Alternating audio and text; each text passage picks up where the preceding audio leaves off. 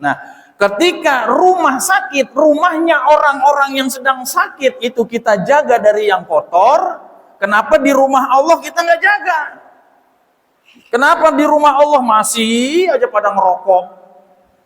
Ini rumah Allah. Yang harusnya rumah Allah ini dijaga kesuciannya, dijaga kebersihannya, tempat orang-orang sehat ingin ibadah, tempat orang bersujud, tempat orang bermunajat, tempat orang melekatkan hatinya kepada Allah tabaraka wa ta'ala. Ini kita kayak orang nggak punya dosa, ngotorin masjid dengan asap rokok. وتعاونوا على البر والتقوى ولا تعاونوا على الإثم والعدوان واتقوا الله إن الله شديد العقاب. أما بعد إخوة الإيمان رحمني الله وإياكم جميعا الحمد لله رب العالمين Rabbuna Rabbus samawati wal ard munzilul amtari minas sama wa munzilur rahmatihi bi ghairi hisab. Alhamdulillah, segala puji bagi Rabb semesta alam, Allahu Rabbuna, yang saat ini Allah tabaraka wa ta'ala menurunkan hujannya yang sangat menyejukkan, betul tidak? Tidak deras, juga tidak terlalu ringan, sedang-sedang saja. Biasanya hujan kayak begini ini awet, biasanya. Dan ini memberikan kesejukan, juga menghidupkan. Karena yang seperti ini biasanya hujan seperti ini membuat sejuk. Dan yang kedua menghidupkan tanaman-tanaman yang sedang ditanam atau disemai dan sebagainya. Nah, ini adalah rahmah. Allah tabaraka wa ta'ala menurunkan rahmahnya secara gratis. Tidak kita bayar dan juga tidak ada daya upaya dari kita. Allah turunkan sebagai rahmahnya. Makanya di antara doa yang disunnahkan di dalam syariat Islam ini ketika turun hujan, membaca doa, apa doanya Ustaz? Allahumma shayyiban nafi'an.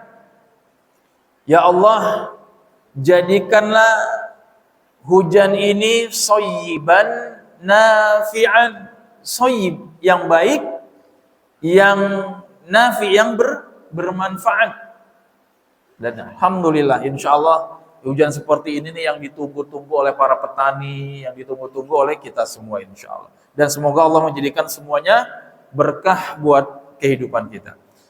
Jamaah yang dimuliakan Allah tabaraka wa ta'ala, selepas kita melaksanakan sholat maghrib berjamaah di masjid yang mulia ini, Masjid Ar-Rasyid Indonesia, lanjut kita sambung kembali sebagaimana biasa setiap hari Ahad malam Senin, kajian atau ta'lim maghrib isya yang kita singkat dengan tamasya, untuk membahas mengkaji kitab hadis Riyadus Shalihin min kalami Sayyidil Mursalin yang ditulis oleh Al-Imam An-Nawawi rahimahullahu ta'ala. Sebelum kita kembali lanjutkan, mengingatkan buat diri kita semua tanpa terkecuali, untuk kita semuanya mengikhlaskan niat. Kembali lagi, mengikhlaskan niat kita. Semuanya hanya untuk mengharapkan ridha Allah Subhanahu wa ta'ala. Nah, ini penting karena Al-Imam An-Nawawi rahimahullahu ta'ala pun ketika menulis kitab, ketika menulis karya-karya ilmiahnya, selalu didahulukan dengan hadis innamal a'malu binniyat wa innamal likulli imri'in ma nawa. Nah, seperti itu. Segala sesuatu tergantung dengan niat. Makanya niatnya harus diikhlaskan agar semua keberkahan ini secara utuh dapat kita raih dan ilmu yang bisa atau yang akan kita dapatkan menjadi ilmu yang bermanfaat buat kita di kehidupan dunia dan di akhirat. Baik, kita lanjut jamaah, hadis ke-119 kalau nggak salah, karena 118 sudah kita bahas kemarin sekilas. Nah, Masih di bab 13 ya. Babu fi bayani kasrati turukil khair.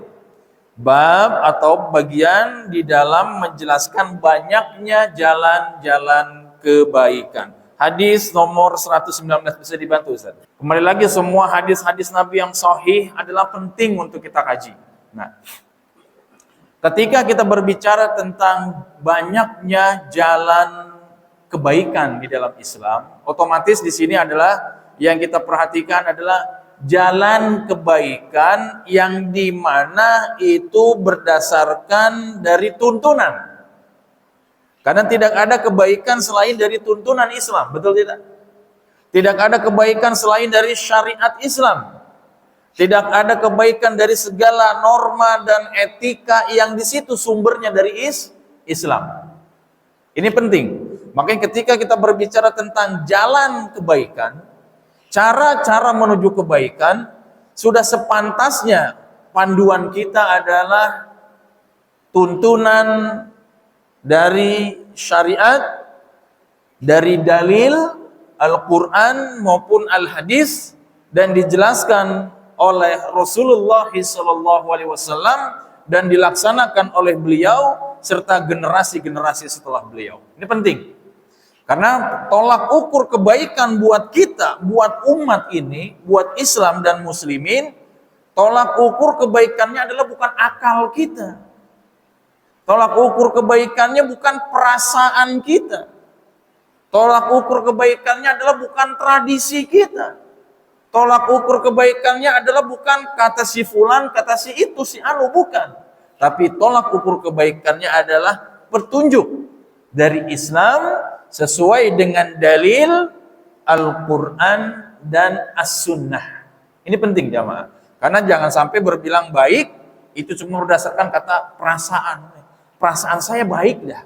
Kalau perasaan saya baik ya saya laksanakan, belum tentu. Menurut akal saya, menurut akal kamu, belum tentu akal yang lain. Karena setiap akal isi kepala manusia itu beda-beda pola berpikirnya. Nah, tapi ketika semuanya distandarisasikan dengan tuntunan dari Quran dan Sunnah, dengan arahan dari para ahli ilmu dan ulama, ini insya Allah yang menjadi landasan buat kita melaksanakan amalan-amalan menuju jalan kebaikan. Ini penting jamaah. Nah, jadi jangan sampai cuma berdasarkan oh ini perasaan saya, ini akal saya. Oh, ini jangan kayak begitu jamaah. Nanti makin amburadul agama kalau kayak begitu. Karena setiap orang punya perasaan masing-masing. Betul ya? Nah, jamaah, dalam hadis ini dikatakan anhu di sini adalah darinya, yaitu kembali kepada periwayat hadis sebelumnya. Periwayat hadis sebelumnya, hadis nomor 118, an Abi Dzar aidan, dari Abu Dzar, yang di situ Jundub bin Junadah ya Ustaz. Abu Dzar Jundub bin Junadah. Di hadis 118 kemarin sudah kita bahas. Nah, kita baca lagi lah ya. An Abi Dzar aidan, dari Abu Dzar juga radhiyallahu anhu, anna Rasulullah sallallahu alaihi wasallam, bahwasanya sesungguhnya Rasulullah sallallahu alaihi wasallam qala, Rasulullah bersabda. Apa kata Rasulullah? Dijadikan atau disamakan bagi setiap persendian, dijadikan bagi setiap persendian, bagi setiap ruas-ruas di dalam tubuh kita ini. Setiap persendian ini bisa menjadi sedekah buat tubuh kita, buat badan kita. Paham di sini? Yusbihu kulli sulami min ahadikum shadaqah. Bagi setiap persendian, ruas-ruas tubuh sendi itu kan ruas-ruas tubuhnya. Anda baca dalam kitab Anda cari rujukan tadi, Anda baca-baca tentang hadis ini yang dijelaskan oleh Al-Imam Syekh Muhammad bin Shalih Al-Utsaimin. Ternyata ada rusuk itu, persendian kita itu ada 360 ruas rusuk. Nah, dari anggota salah satu seorang di antara kita, semuanya bisa dikeluarkan sedekahnya. Semua persendian kita ini bisa bersedekah. Nah, gimana caranya? Kata baginda Rasulullah SAW, "Fakullu tasbihatin shadaqah." Maka setiap tasbih itu adalah sedekah. Setiap kita mengucapkan dan mengamalkan tasbih, subhanallah, subhanallah, subhanallah, ucapan subhanallah itu adalah sedekah. Terus kata baginda Nabi, wa kullu tahmidatin shadaqah, dan setiap ucapan tahmid, alhamdulillah, alhamdulillah, hamdan katsiran, pokoknya ada kalimat tahmid, alhamdulillah, ini merupakan adalah sedekah. Wa kullu tahlilatin shadaqah, dan setiap tahlil, pengilahan, penuhanan, tahlil la ilaha illallah, ini adalah sedekah. Ucapan la ilaha illallah, la haula wala quwata illa billah, la ilaha illallah wahdahu la syarikalah, lahu mulku wa lahul hamdu, dan seterusnya. Apabila ada kalimat tahlil la ilaha illallah, maka ini adalah sedekah. Selanjutnya, wa kullu takbiratin shadaqah, dan setiap takbir, pengucapan kalimat Allahu Akbar, ini adalah sedekah. Minimal kalau setiap orang Islam itu dari setiap sholatnya itu berapa kali takbir? Ya, makanya orang jadi orang Islam, jadi orang Muslim atau Muslimah, jangan pernah merasa berkecil hati, tidak bisa sedekah. Atau kalau misalnya kita punya keterbatasan dalam hal harta atau kemampuan finansial, jangan langsung mematahkan nikmat Allah pada diri kita karena kita miskin, kita nggak bisa sedekah. Hati-hati. Islam begitu sempurnanya, begitu rahmatan lil alamin, mengatakan setiap bagian tubuh kita pun bisa bersedekah. Dengan kalimat takbir, Allahu Akbar, Allahu Akbar, Allahu Akbar, itu sedekah. Apalagi yang sholat tuh, minimal yang sholat lah. Kalau misalnya lisan kita tidak terbiasa dengan berzikir, mengucapkan tasbih, mengucapkan tahlil, mengucapkan takbir, mengucapkan tahmid, ya minimal dalam sholat yang wajib 5 waktu itu ada ucapan Allahu Akbar. Betul tidak? Apabila nggak sholat juga, untuk parah bener kalau kayak gitu. Udah sedekah yang paling gampang aja juga nggak mau. Parah bener ya? Yang nggak mau sholat. Tuh, nah. Tuh katakan di sini dalam hadis nomor 118, wa amrun bil ma'ruf shadaqah. Dan menyeru kepada kebaikan, menyeru kepada yang ma'ruf, itu adalah juga sedekah. Dakwah, mengajarkan sesuatu, orang menunjukkan, memerintahkan, mengajak sesuatu kepada yang ma'ruf, yang baik, itu pun merupakan sedekah. Minimal banget kalau kita orang yang gak enakan, kita kan kadang orangnya gak enakan ya, ngelihat kemungkaran di mata kita gak enak kalau menegur, kita udah lemah duluan, betul nggak? Kalau ngelihat perempuan auratnya kemana-mana di jalanan gitu ya, ketemu kita, kalau menegur gimana gitu, takut ribut atau gimana, gak enak kan? Atau mungkin kita melihat tetangga kita main judol, atau ngelihat tetangga kita main riba, ngelihat tetangga kita judi dan sebagainya, kita kan gak enak menegur ya, nanti pas saya nanti ribut antara tetangga, kan gak enak. Nah, tapi amar ma'ruf nahi munkar, kalau kita kepengen melakukannya dengan cara yang baik, wa mau'izatun hasanah, dengan cara yang baik dan mendatangkan atau memberikan contoh yang baik, itu menjadi sedekah buat kita. Al-amru bil ma'ruf, minimal dengan dakwah. Minimal dakwah itu ke keluarga sendiri, ke istri, ke anak, ke keluarga. Jangan sampai kebalik. Ini juga teguran buat saya, makanya saya termasuk orang yang cukup tegas ke keluarga ya. Jangan sampai bisa ngajarin orang, tapi di keluarga morat-marit, seperti keluarga yang tidak didakwahin, kan begitu kan. Jangan sampai. Nah ini penting. Terus dikatakan di sini juga wa nahyun anil munkar sedekah, dan mencegah dari yang munkar itu pun juga sedekah. Mencegah dari yang munkar. Ingatkan kalau ada kemungkaran tuh ingatkan. Itu bagian dari sedekah kita. Karena terkadang kita ini lemah gitu ya. Ketika kita melihat keburukan pada diri orang lain, kita terkadang manusia umumnya pinter menilai orang lain. Oh si fulan mau begini, si fulan mau begitu. Oh dia begini ya, oh dia begitu ya. Pinter menilai orang lain. Tapi mengarahkan dia untuk meninggalkan perbuatan buruk tersebut kita nggak mampu. Nggak ada nahyun anil munkar. Takut.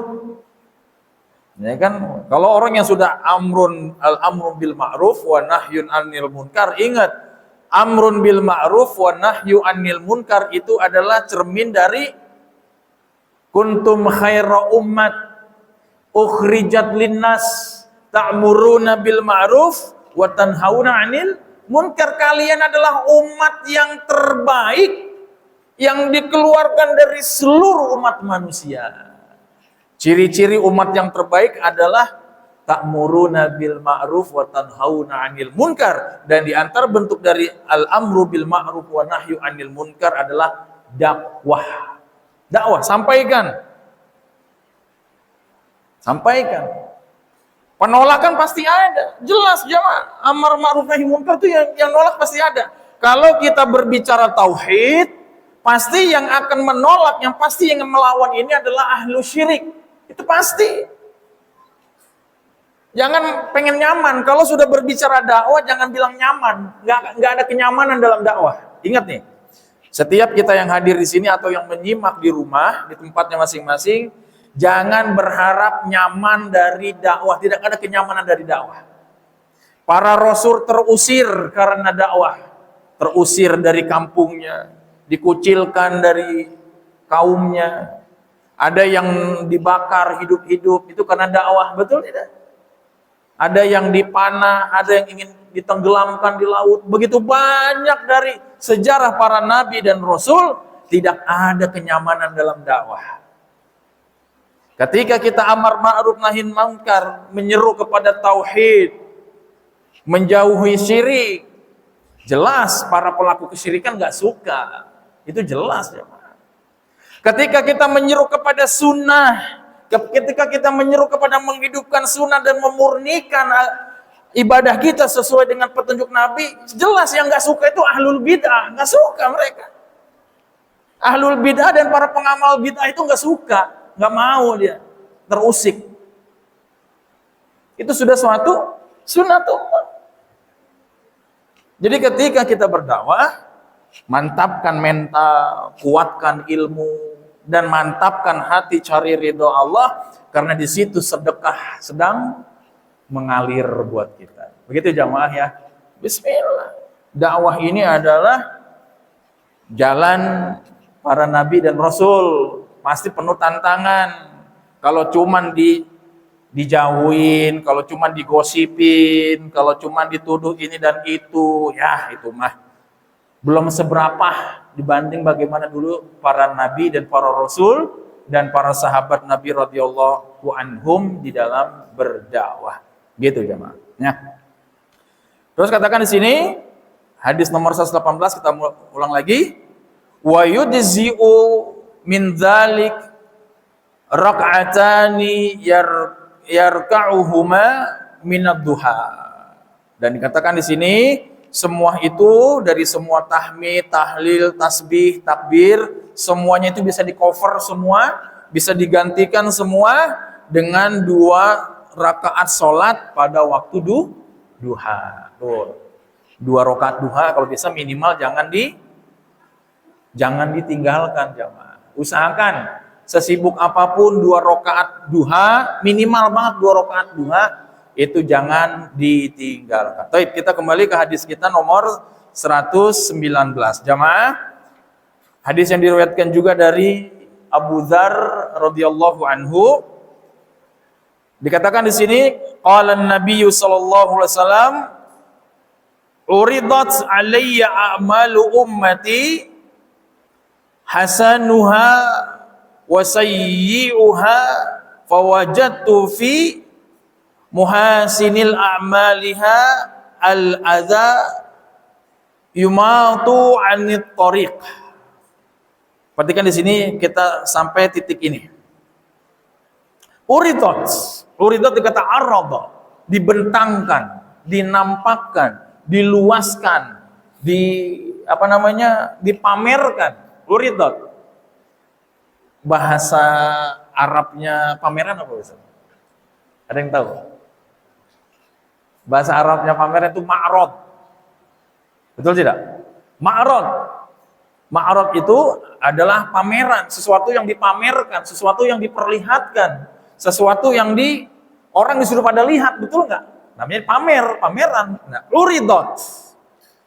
Dipamerkan, diperlihatkan, dibentangkan, dibebasin orang untuk melihat. Dipamerkan di hadapanku amalan-amalan dari umatku. Tuh, diperlihatkan ke Nabi. Semuanya dari amalan-amalan umatnya. Hasanuha, dari amalan-amalan yang baik tersebut diperlihatkan. Lanjutnya, wasayyi'uha, dan yang buruk-buruknya juga diperlihatkan.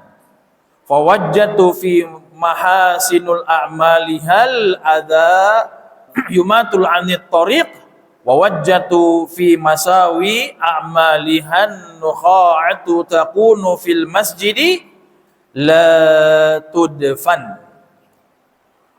Termasuk di sini adalah bagian dari orang-orang yang dinampakkan kebaikan dan keburukannya, adalah dikatakan juga kemudian aku mendapatnya di antara amal baik, di antara jalan amal baik adalah menyingkirkan gangguan dari jalan. Muhassin anit tariq, menjadikan sesuatu yang menghalangi itu pergi dari jalan. Berarti menyingkirkan jalan, menyingkirkan halangan dari jalan. Ini merupakan dari bagian kebaikan. Jamaah, kalau misalnya kita melihat sesuatu nih yang bisa mencelakakan orang lain di jalan, itu ingat kesempatan nih. Misalnya kita melihat batu besar menghalangi di jalan, ya. Itu kalau misalnya ini kesempatan kita untuk berbuat baik yang Allah akan tampakkan kebaikan yang nanti di hadapan Rasul di hari kiamat. Apa? Singkirkan penghalang itu dari jalan agar orang terselamatkan, betul nggak? Apalagi yang lain yang saya kira bisa untuk mengganggu orang. Misalnya kita melihat pohon runtuh, ya, rungkat, pohon jatuh kena angin menimpa jalanan. Wah, ini kan penghalang jalan nih. Ini kesempatan nih, ayo segera singkirkan. Ini amalan kebaikan yang akan Allah tampakkan nanti, amalan kebaikan ini. Dan yang lainnya, misalnya kita melihat jalan ini banyak sampahnya atau ditumbuhi semak belukar yang sekiranya akan membahayakan, akan ada binatang buas dan sebagainya. Bersihkan jamaah. Ini juga bagian dari amal kebaikan yang Allah akan tampakkan kelak di hari kiamat. Nah, jamaah yang dimuliakan Allah tabaraka wa ta'ala, dan di antara amal keburukan, dikatakan di sini, dan di antara amal keburukan, wa wajjadu fi masawi, dan aku mendapatkan di antara yang buruk, di antara amalan yang buruk adalah an-nukha'ah. An-nukha'ah itu apa jamaah? An-nukha'ah ini adalah lendir yang keluar dari hidung, ingus. An-nukha'ah, kalau misalnya kita bersin atau kita batuk atau kita pilek, ini kan biasanya ada yang keluar, ya. Nah, itu namanya an-nukha'ah. Itu artinya ingus yang dari hidung. Nah, dikatakan di sini di antara amalan yang buruk adalah an-nukha'ah takunu fil masjid la tudfan. Kita mendapati kotoran, mendapati ingus ada di masjid, itu tidak kita bersihkan atau tidak kita kubur. Karena di waktu itu kan di kala zaman Nabi SAW, Masjid An-Nabawi itu kan belum ada keramiknya segala, masih pasir. Makanya ketika melihat ada lendir dari hidung, ingus itu, kita melihat tapi tidak dibersihkan atau tidak diuruk, tidak ditutup. Nah, membiarkan kotoran di dalam masjid ini adalah bentuk dari keburukan. Nah, nih yang ada di masjid. Ini adalah pengibaratkan ketika kotoran yang berupa ingus aja, ketika kita diamkan di dalam masjid ini adalah sebuah keburukan, apalagi yang lain.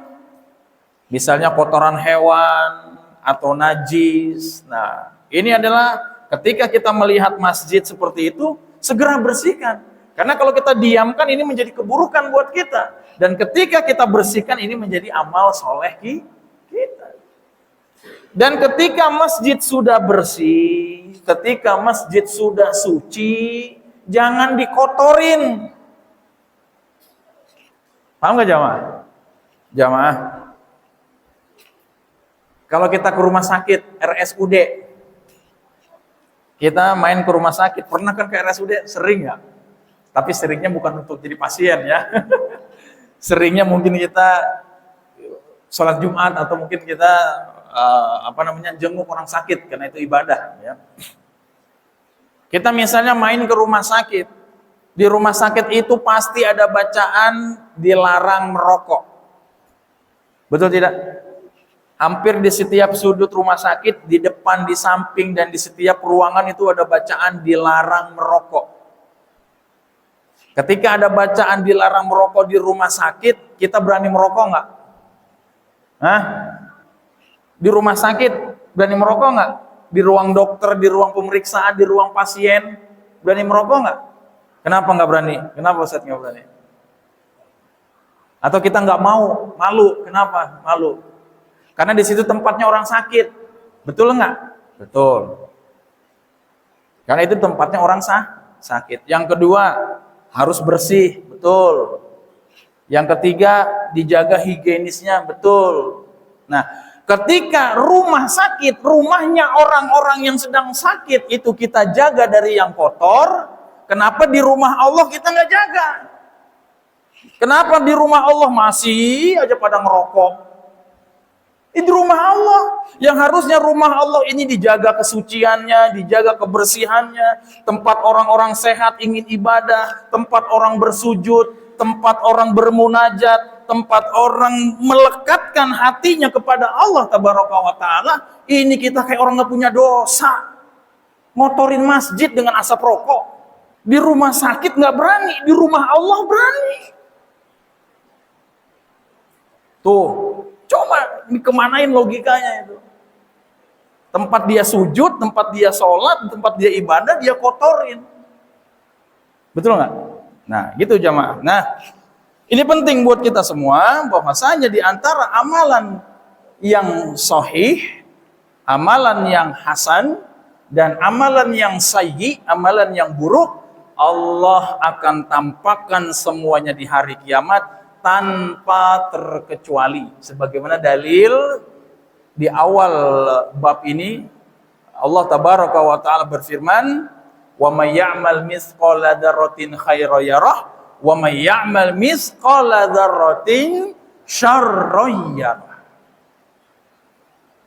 Dan barang siapa yang mengerjakan amalan kebaikan walaupun sebiji zarah, pasti akan diperlihatkan. Dan barang siapa yang mengerjakan amalan buruk walaupun hanya dengan sebutir biji zarah, pasti Allah juga akan perlihatkan. Betul nggak? Coba diperhatikan jamaah. Ketika kita mendengarkan ayat Quran, "Idza zulzilatil ardu zilzalaha." Idza zulzila, idza zulzila ardu zilzalaha. Dan ketika apabila diguncangkan bumi ini dengan guncangan-guncangannya, diguncangkan. Makanya disebut gempa bumi ini dengan kalimat zilzal. Betul nggak? Zilzal. Idza zulzilatil ardu zilzalaha. Dan ketika diguncangkan bumi ini dengan guncangannya yang dahsyat. Wa akhrajatil ardu asqaluha. Wa akhrajatil ardu asqaluha, dan dikeluarkan semua yang ada di isi bumi. Apa yang ada di isi bumi ini? Larvanya, timahnya, semuanya itu dikeluarkan. Kita sudah bukan berpikir lagi nyari tambang atau menambang hasil bumi, bukan. Ngeri. Coba kalau semua hasil bumi dikeluarin semua dengan guncangan yang begitu dahsyat. Yang kalau keluar larva gimana? Karena inti bumi ini kan api. Coba yang pernah belajar ilmu fisika. Inti bumi ini kan panas sebenarnya. Nah, wa akhrajatil ardu asqaluha. Idza zulzilatil ardu zilzalaha wa akhrajatil ardu asqaluha. Nah, bumi mengeluarkan beban berat yang dikandungnya. Dan yang terakhir, doa terakhir, faman ya'mal mithqala dzarratin khairan yara, faman ya'mal mithqala dzarratin syarran yara. Semuanya dinampakkan.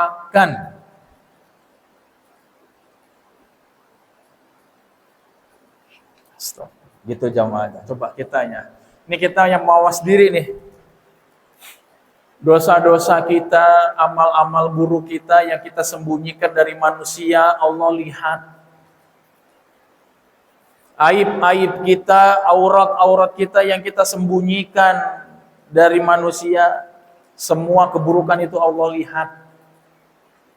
Amalan-amalan kita yang tersembunyi, yang sering kita rahasiakan di hadapan manusia, Allah lihat. Dan itu Allah akan bentangkan kelak. Uridatil, tekan di sini, uridatil ummati, uridat alal a'mali ummati, akan dibentangkan semua amal-amalan dari umatku. Yang suka ngegosip lewat WA, itu Allah akan tampilkan. Yang suka menonton tayangan-tayangan yang diharamkan Allah, matanya, hingga mengotori hati dan pikirannya, itu Allah akan datangkan nanti di hari kiamat. Allah tampakkan. Yang suka membuat rencana-rencana jahat, makar-makar, menghasut-hasut orang agar memusuhi saudaranya, itu Allah akan tampilkan kelak di hari kiamat perbuatan tersebut. Naudzubillah jamaah, naudzubillah. Kalau sudah hari kiamat, udah nggak bisa balik lagi ke alam dunia, udah nggak bisa balik lagi. Jangankan hari kiamat jamaah, kita udah dikubur aja nggak bisa hidup lagi, betul nggak? Ada nggak ya orang dikubur bisa hidup lagi? Nggak ada jamaah. Nah, disinilah pentingnya buat kita jamaah, tanpa terkecuali ketika Allah tampakkan semua amalan-amalan baik kita, ketika Allah tampakkan amalan-amalan buruk kita di hadapan Nabi, di hadapan umat, kelak di hari kiamat, tinggal kita memilih dari sekarang kira-kira yang ingin kita lihat yang ingin terlihat dari amalan kita di hadapan Rasul SAW dan di hadapan seluruh umat manusia di hari kiamat kelak, amalan kita yang baik atau amalan kita yang buruk, gitu jamaah. Jangan seperti sandiwara konten. Tahu sandiwara konten? Kalau konten kan yang ditampilkan yang baik-baik aja. Bahagia-bahagianya, mesra-mesranya, lagi menang jackpot, lagi dapat prestasi, dapat penghargaan, lagi wisuda segala macam. Ditampilkan itu kan yang baik-baik saja. Yang buruk-buruknya nggak dibikin konten. Ada nggak orang yang buruk-buruknya lagi berantem sama istrinya dibikinin konten gitu kan? Lagi diomelin sama pimpinannya di kantor dibikin konten, kan nggak mungkin. Jangan sampai kita berpikiran seperti itu. Jamaah di hari kiamat kelak semua ditampilkan.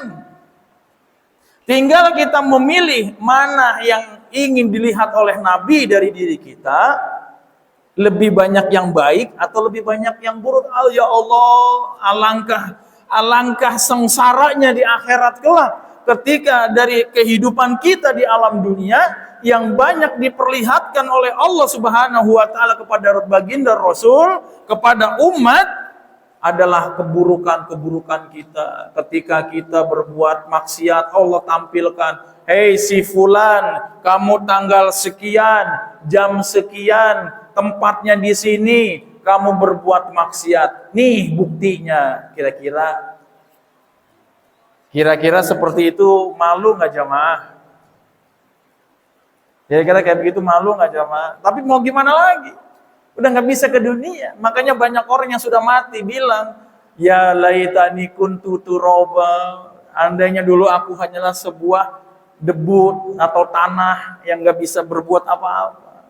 Menyesali. Apalah guna penyesalan ketika sudah ajal datang. Apalah guna penyesalan ketika ajal sudah datang. Kalau ajal sudah datang, sudah game over dah. Jamaah sambil menunggu waktu iqamah, bagi yang ingin bergegas ke masjid, silahkan. Bagi jamaah yang ada di rumah, yang sedang melihat dari live, dari streaming, yang ingin melaksanakan sholat isya berjamaah, dipersilahkan bagi ikhwan, para laki-laki yang ada di rumah yang menyimak streaming ini untuk segera berangkat ke masjid untuk melaksanakan sholat isya berjamaah. Bagi para muslimahnya juga kita bersegera juga untuk sholat isya tepat pada waktunya, jangan ditunda-tunda. Dan kajian ini kita selesaikan sampai di hadis 119. Insya Allah apabila ada pertanyaan bisa ditulis di rumah nanti ya jamaah ya, atau jamaah yang melihat dari live, apabila ada pertanyaan bisa nanti di DM saja ke ke pesan inbox, nanti akan dikumpulkan oleh staf Masjid Ar-Rasyid Indonesia. Insya Allah pekan depan kita ada sesi tanya dan jawab insya Allah. Dan kita selesaikan kajian kita dengan membaca doa kafaratul majlis. Subhanakallahumma wa bihamdika asyhadu an la ilaha illa anta astaghfiruka wa atubu ilaik. Dan bagi seluruh jamaah, apabila ada sesuatu yang kurang berkenan dari ucapan, dari istilah dan sebagainya, mohon dibukakan pintu maaf yang sebesar-besarnya. Wabillahi taufiq wal hidayah. Wassalamualaikum warahmatullahi wabarakatuh.